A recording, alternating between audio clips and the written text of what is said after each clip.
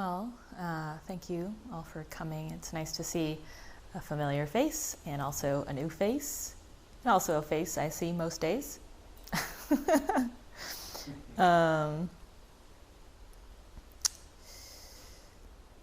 Yeah, we actually just got out of a silent retreat at Maple, a week-long silent retreat.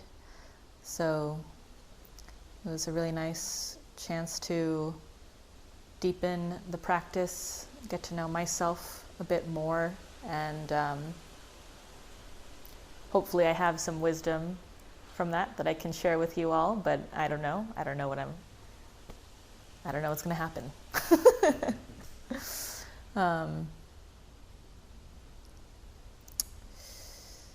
I I asked my friend Toshin, like, what should I talk about? And the thing he said was, like, how did you get from being someone who's just kind of like not that into meditation, not that into the Dharma, not that into Buddhism, and like completely about face into someone who's totally dedicated and devoted to the path in a pretty short time span?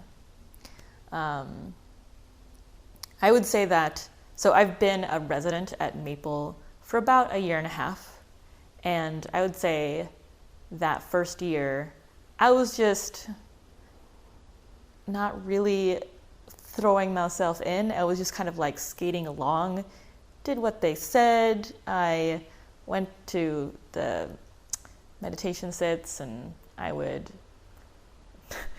often not even have a technique. I would just like be like, well, what do I feel like doing? I'll just focus on my body sensations, but then switch to something else if something else seemed more interesting, and I would just kind of float my way through practice. And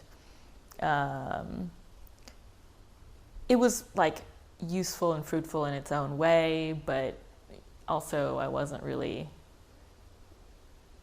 somehow it all felt optional. It all felt kind of like, yeah, I'm just doing this. And this year has been really transformative for me, and there were some big shifts that came about, and now when I look back on that, the question for me is not like, how did I make this big shift?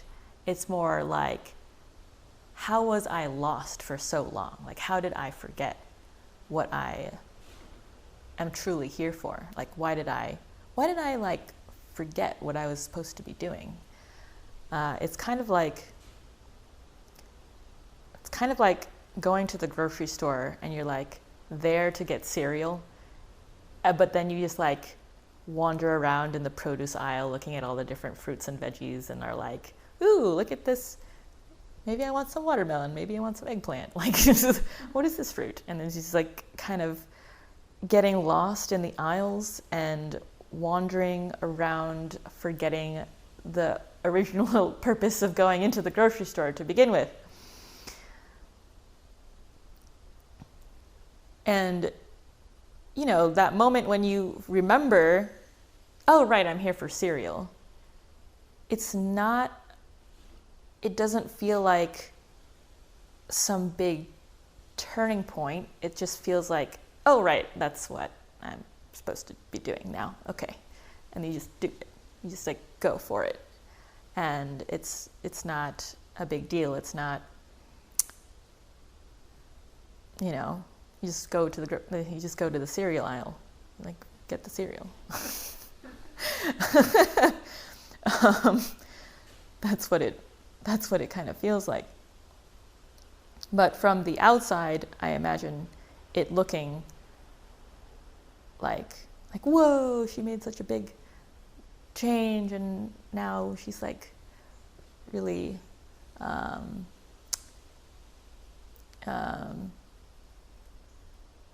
talking as though the Dharma is real, talking as though that what the Buddha said matters and like it's like relevant. It's not just some story from the past. It's not just something you read from books. It's not just because this like bald guy talking to me seems to have a thing for Buddhism and I just have to sit there and listen to him.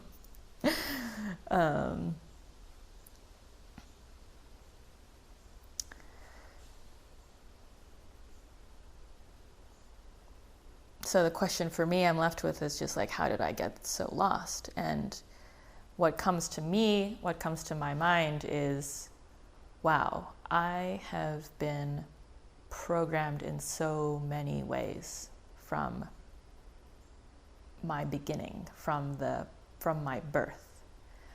A lot of what modern people experience and the ways we grow up today are not, it's like so constructed, so fabricated, so created.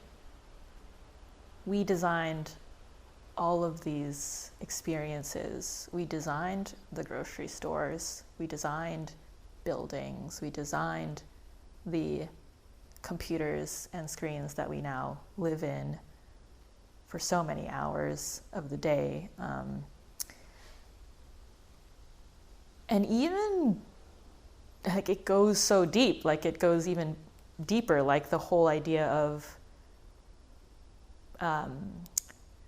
one family living in a single family house without the village, without the extended family nearby.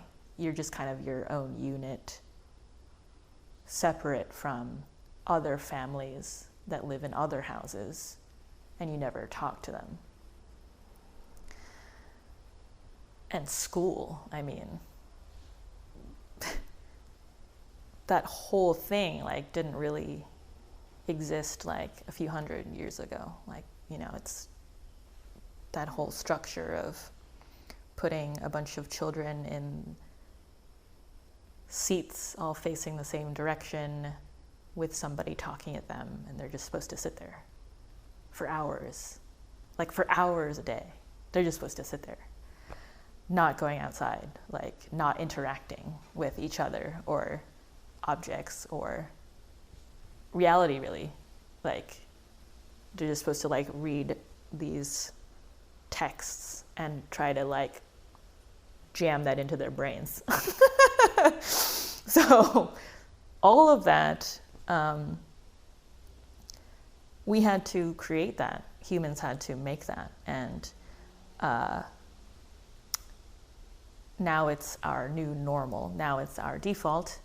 And I think that's why I forgot like what I'm here for, what really matters to me, like what this mind is designed for, what this heart is designed for, what this body is designed for, like what its natural flow, natural way of being is. I think this is just a new thing. It's not been that long since we've had all these constructed realities, the specific structures that society uses to raise children and tell people what to do and tell people how to live and what a normal life is supposed to be. Like, we actually haven't had those things for that long.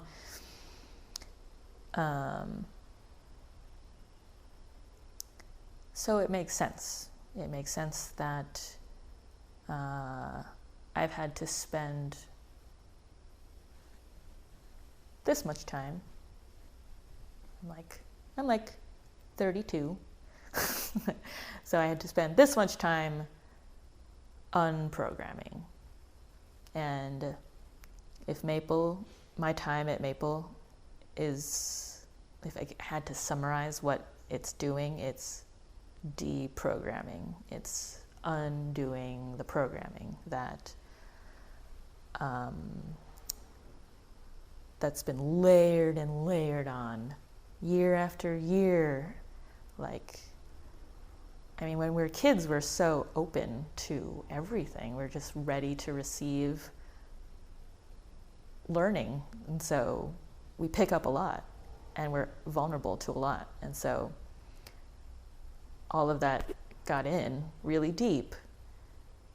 And now the work that I believe we must do is, how do we at least like notice that, like what have we put in here? What have we layered in here? And how do I look at that without feeling helpless and trapped? How do I look at all that without feeling like despair? I mean, well, not that it's bad to feel despair, but how do I look at that without completely giving up, basically, and feeling overwhelmed by the task ahead of me? So I've been living at a place called the Monastic Academy in Lowell, about an hour and a half away from here, and I've been training there for a year and a half. And I was saying that if I had to summarize the training, it's like being deprogrammed, like deprogramming all of the layers of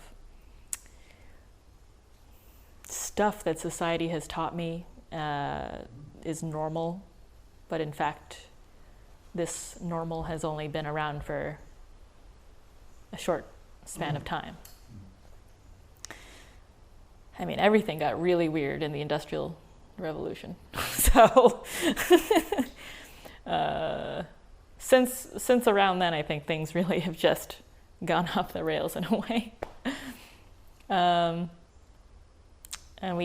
And I think we collectively need to remember, we need to be able to wake up to what really matters. And we need to reconnect with our spirituality, like that, those deep questions of like, who am I? Where am I? What is this? Why am I here? Is there anything here that isn't me? What is there? What else is there? Is there something that isn't just my own mind creating mental fabrications, projections, stories?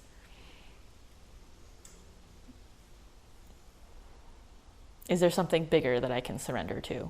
Is there something I can trust beyond myself? And oh man, it's such a relief to say that yes, there is something else. Thank goodness. There's something else. And I think this year really was the key remembering point for me, the key point where I was able to like remember why I came to the grocery store.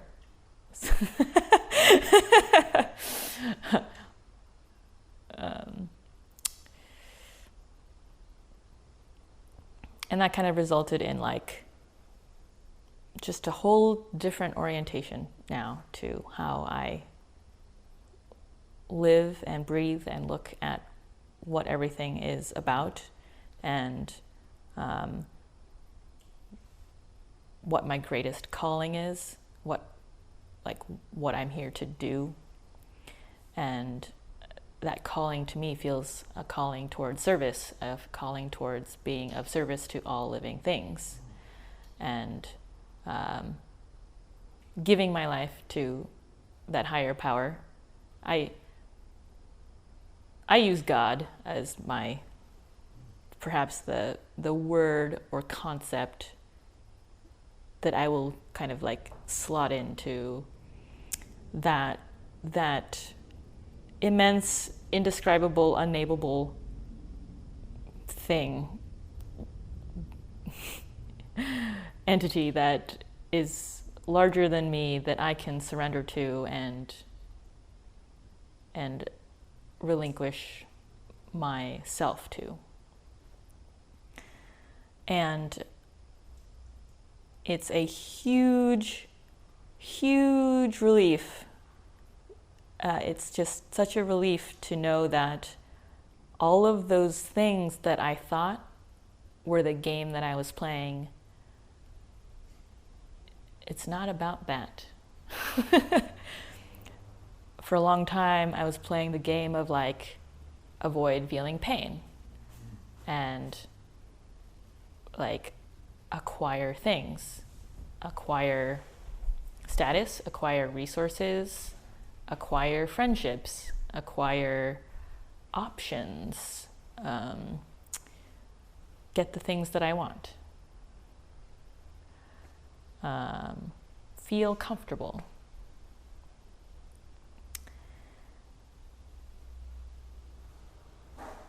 And all of those things are still going on in me. Like, I don't like pain, so I move my leg when I'm feeling uncomfortable. But now I know that's not the only thing. It's not the only layer of reality. That's not the only game in town. That's not the purpose of me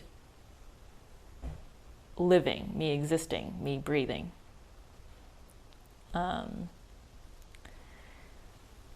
And getting in touch with that has been huge and relieving and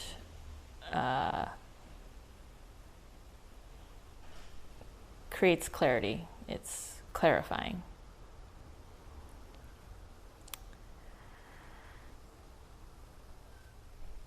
And the deprogramming is a lot of work and continues to be a lot of work. It's society is bigger than, it's like a big thing. It's powerful. It has a lot of influence on how I think, how I behave, what I think is right and wrong.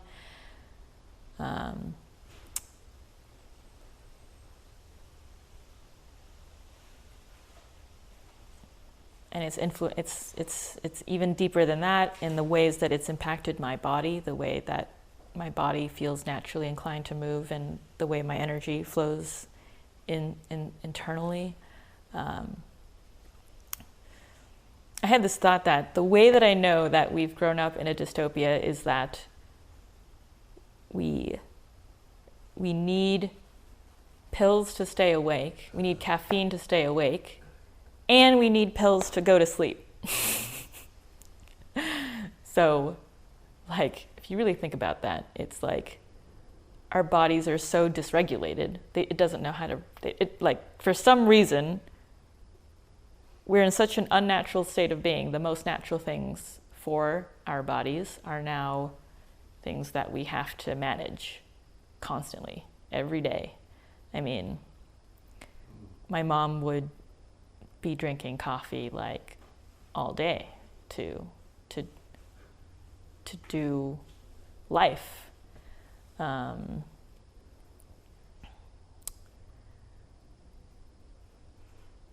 that's just seen as, yeah, of course you have to drink coffee.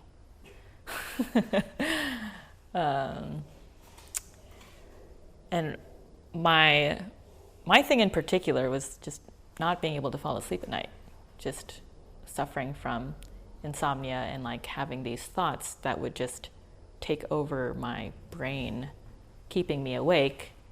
And often I would just not be able to sleep when I needed to sleep, and then have to wake up and just be kind of in a fog for the rest of the day. And now I get, 6 hours of sleep a night at the Monastic Academy, 6 or 7 maybe. But sometimes less, sometimes 4, sometimes 5. And it's like pretty fine. It's all right.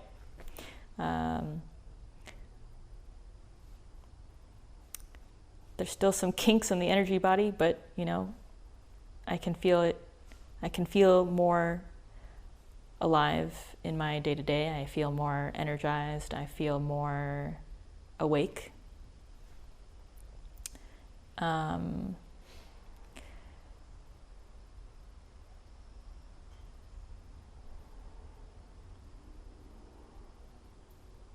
So there's a lot of work for us to do with regards to really shedding those layers, examining them, investigating like, what is this stuff going on in here that's been layered in here with or without my consent, with or without my knowledge, like what am I working with, and how do I really like unpack all this stuff, the layers of trauma, the layers of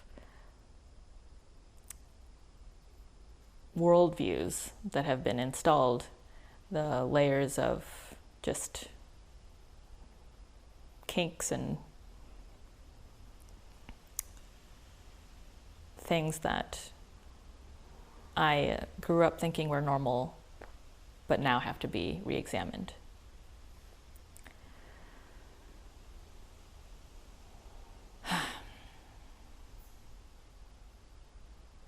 And before I got to Maple, I didn't meditate, really. I wasn't really a meditator.